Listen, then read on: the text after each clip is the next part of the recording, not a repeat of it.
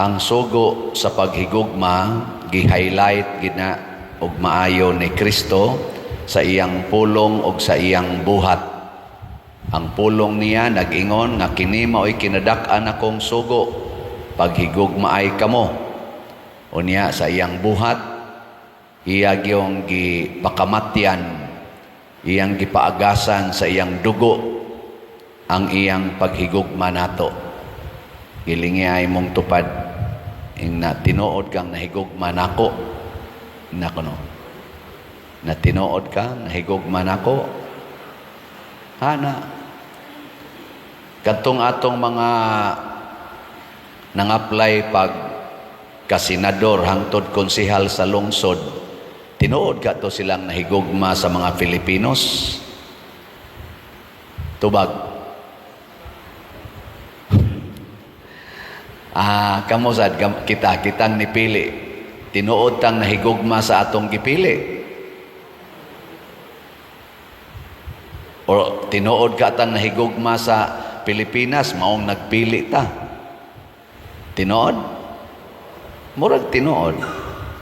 Ang mga apostoles nahigugma ni Kristo. Unya kay si Kristo nipili magdusi ka mga gitawag niyag apostol nga moto'y pundasyon sa simbahan.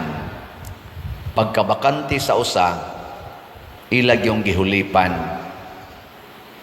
Tungod kay nahigugma sila ni Hesus ug ang ilang paghatag og tao nga ipuli ni Judas Iscariote nga pinili ni Hesus, gipaagi sad nila og pagampo. Katong pag-eleksyon, nagampo ta na atay si Simpel, nagsigitag ampo sad natay prayer warriors na nagduka in town dito, no? Nagduka ang mga nagampo. Ana, mumata lang igting snacks na. Okay, di man busy. Sige nga, manamo na ka sa langit pagdahigon ana. Adto ka sa kuan, adto ka sa voters assistance center, aligri man. Ako nga lab. Kanana aligri kayo di magduka pero adto sa prayer room. Ako manggilibot nga to ang mga kuan. Ay, sus, nanagana man na mo na kasalanan ng dahil ni mga ala. Pero sige lang, basta nagampo. Ampo ta. Kay nituo ta nga kung naay pag-ampo, mulusot yun ang kamatuoran. Pero karon, og mutan-aw ta sa social media, porting daghanang questions. Gani, pag eleksyon palang daan, daghang nang hitabo. Hasta gani ang atong presidente si Bongbong Marcos na kuha man tos coverage, katulo niya gisod ang iyang baluta sa masin, wa basaha. So daghan ay gipangluwa ang ang baluta dili basahon. Niya pag counting na sad, niabot nag 1 million sa gobernador lang, niabot nag 1 million, nigbalik og 800,000 pagkasunod oras. Ang kang Senator Bongo, nasa na sa social media, iyasan ang gisulti. Aning orasa, 26 million na ang iyang votes. Pagsunod oras, niya himong 21 million. Kaya siya may number 1 sa senatorial. So, ang machine mismo, way klaro. Gaana-ana ang iyang resulta. Kaya nga naman, doon na tingali technical problem. Doon na sa ubang mga machine, giilisa na gyud, gi-counting na lang, gi-manual na lang, kaya di na gyud mo function. So, mao ni ang mga resulta. Karon, kung ang machine weak, dili siya ligon, samot na ang iyang program. Masudlan gito og dali itong masudlag mga hackers. Galisod, magani ang machine sa iya lang normal nga function, samot na tong iyang program. Mao na naidaghang ni question. Okay lang ang local, kay dali raman nato ma-determine, panalitan, din ato liluan, makuha am din nato ang pulso. Dali kita kakuha pulso, og nidaog ni ang atong mayor, Mayor Aljo karon, og ang kaning ang ilang team, Frasco, na naog, maka lingi-lingi man din ta, panahos kumpanya, kusog man gini sila. Mana ang local dali ra i-check, kanang national mo ilisod i-check, ang senador ba, senator mo na ilisod i-check, kay og taga Mindanao ka o makaingon ka diri sa Amos Mindanao, kusog kayo ni nga team. Pero igabutan nas Luzon, kay bawo pa day ka nga kusog na imong team. Kay nasyonal man, di man kakapaniid. So adto kita mosalig sa machine. Og daghang ni question karon nganong naingon ana ang resulta sa atong mga top 12 senators. Ang ako sang gamay nga pagpaniid, di pila raman sa atong kapasidad, no? Pero mo ni ang akong napanidan. Panahon sa kumpanya, doon naman to'y, di man ko musalig anak na mga survey nga kanabitang ilalang i-publish na mo ni ang survey. Ganahan ko magsunod ato mga kali survey. Katubang magsige bitag lakaw, manang, unsay imo, Team Duterte, Team Marcos, ana. Sa senador lang to. Magsige mo to siya gana, unsay imo, Team Duterte, Team Marcos. Luzon, Visayas, Mindanao. Sa akong napanidaan sa pipila ka mga kali survey nga akong gitanaw, ang kaning Visayas o Mindanao, labi na yung Mindanao, 98% ang pilion gyud sa tao, Team Duterte. Og nigawas ginakaron, matud pa sa resulta sa akong nabatian sa social media, whole Mindanao, ang resulta, top 12, pulos gyud, nasod ang katong gitawag og Duterte. Duterte ba? Niya, ang kasagarang nisod nga nahimong 12, ang katos ang ilang gi-adapt nga ikaduha si Amy Marcos o si Camille Villar. Mo'y kasagaran ni Sod, pero ang Duterte 100% yun. Maoy naa sa top 12 sa Mindanao. Dinis Visayas, akong gitanaw-tanaw ang resulta, murag naas mga 85% ni Sod gyud ang Duterte. Dinis Visayas. Pero pag abot na sa nasyonal, ang nisulod sa Duterte, 30% ra. Tulo ra kabuok. Si Bongo, number 1. Number 3, matinga ito si Bato de la Rosa. O si number 6, matinga ito si Marcolita. Kana man sila may member gid sa Duterte. Tulo na lang kabuok. Ang pangutana, unsa may nahitabo sa laing 7 nganong sa Visayas o sa Mindanao nasud man sila, nganong pag-abot sa nasyonal wa man masud, pero ang ilang tulo ka kauban na top man nga unta ang ilang gipromote og maayo Duterte man. Ano ay pangutana?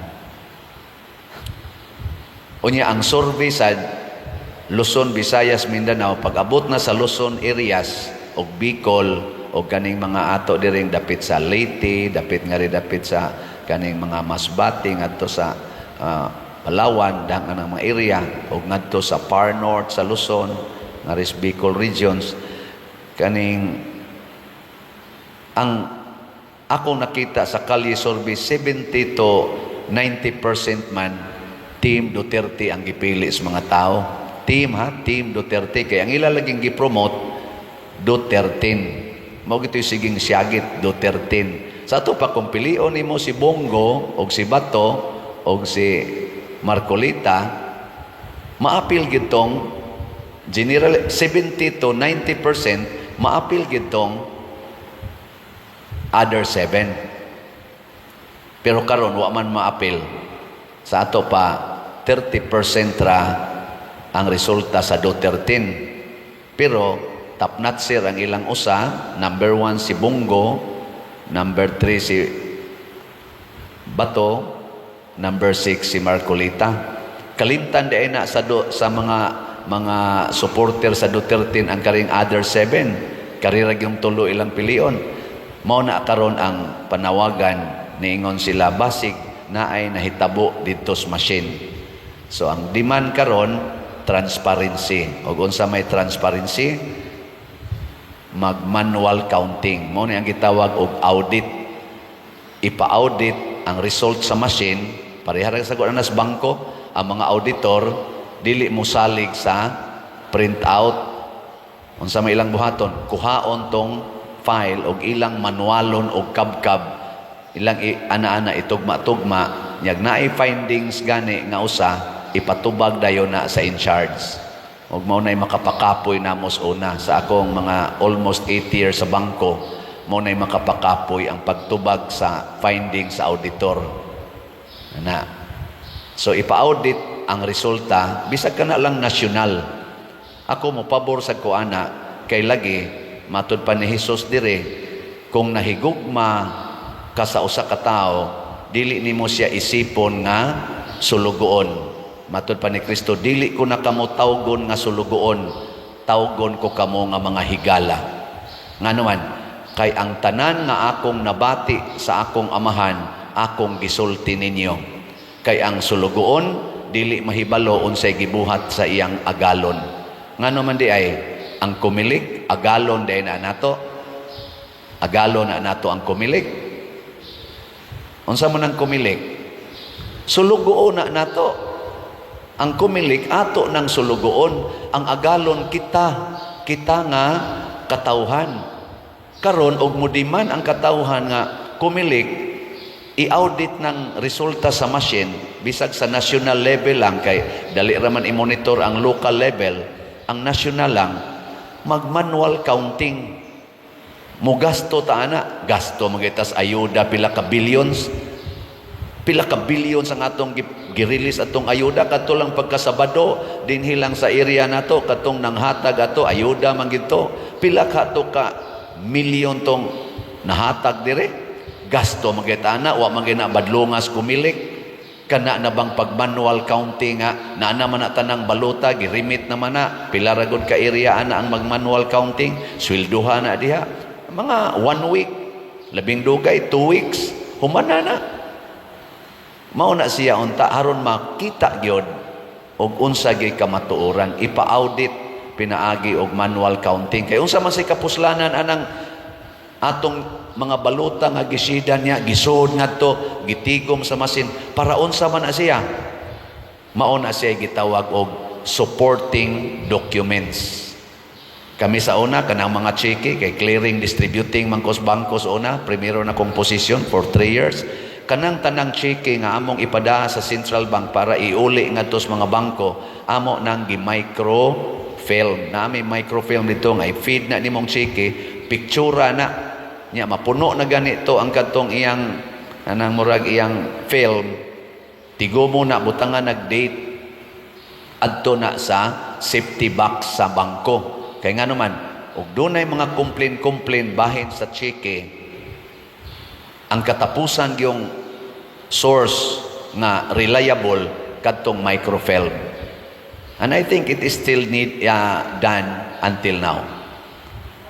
Mausad na siya kanang kuan, kanang atong baluta, kanang atong gisidan. Kay doon na may daghang complaints. Example, nagbutar siya og 12 ka senador. Pag-feed niya sa iyang baluta, ang gibutang dito sa resibo overvoted or unsa na overvote. Sa to pa wa na to basaha. Okay lang tong undervote. Kay basahon man to niya ang imong gibutaran. Ang overvote cancel na to. Kaluoy. Unya ang iyang claim mopakita pa siya naman na social media, mopakita pa gani siya sa iyang lista. Oh, kaklaro sa akong lista. 12 ni kabuk mura ni akong gisunod. Ngano mang pag-feed nako overvote may gibutang sa machine?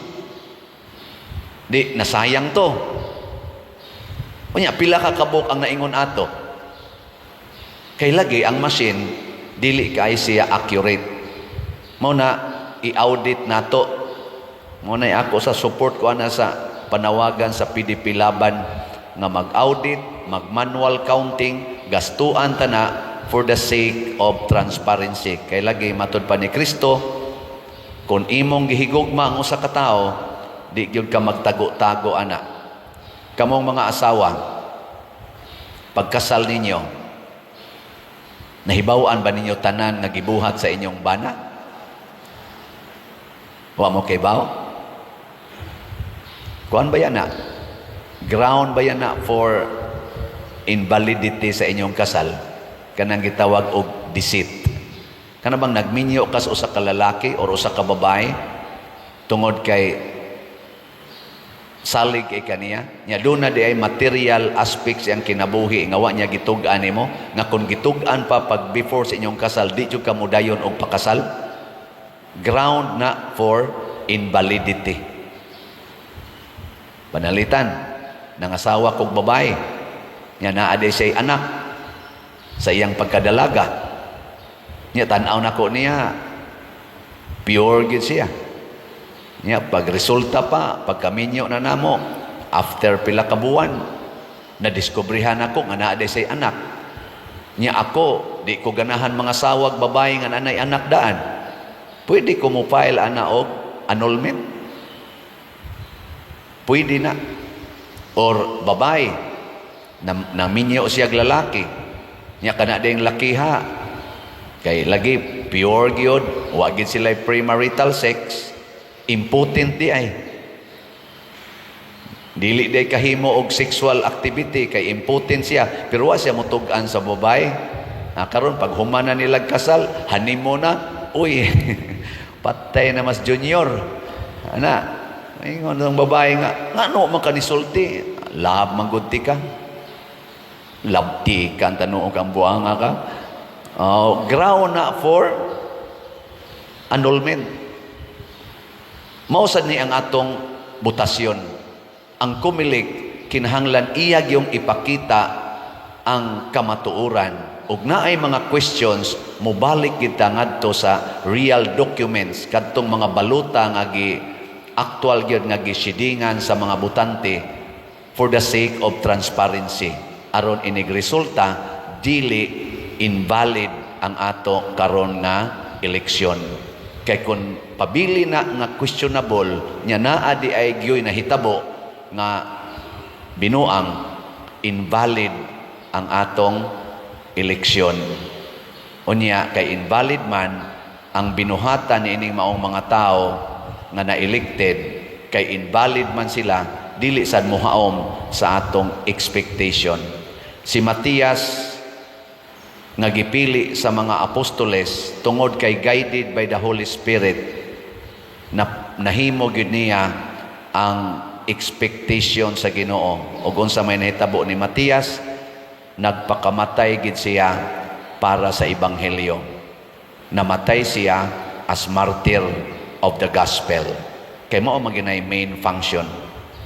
Hinaot unta nga ngato sang napili karon nga kung validly chosen gid sila gikan sa senador hangtod sa konsehal sa lungsod or sa syudad, magpakamatay ta sila para sa kaayuhan sa atong nasod.